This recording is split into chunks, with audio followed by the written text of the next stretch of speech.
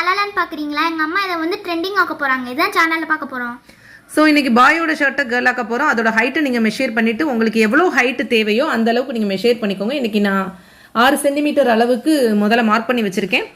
ஹேண்டை முதல்ல நான் கட் பண்ணி எடுத்துடுறேன். அதுக்கப்புறம் கொஞ்சம் வளைவாக தேவையான அளவு கட் பண்ணிவிட்டு இந்த கட் பண்ண கீழே உள்ள பீசஸை 2 இன்ச்சாக வச்சுட்டு ஒரு 3 பீசஸாக நான் கட் பண்ணியிருக்கேன். அந்த கட் பண்ண பீசஸ் எல்லாத்தையும் ஈவனாக வச்சுட்டு நீங்கள் ஜாயின் பண்ணிவிட்டு அதை ஃப்ளீட்ஸ் வைக்கிறதுக்கு வச்சுக்கிறோம். இப்போ இந்த ஓரங்கள் எல்லாம் தச்சுட்டு ஃப்ளீட்ஸ் வச்சாச்சு. ஹேண்டையும் தனியாக பிரித்து எடுத்து வச்சாச்சு. ஸோ கீழே மடிச்சடிச்ச பாகத்தில் நம்ம தச்சு வச்ச ஃப்ளீட்ஸை வச்சுட்டு அது மேலே பதிவு தையல் போடுறோம். ரொம்ப ஈஸியாகவே இது ஸ்டிச்சிங் மட்டும் உங்களுக்கு தெரிஞ்சாலே போதும், ஈஸியாக பண்ணிக்கலாம்.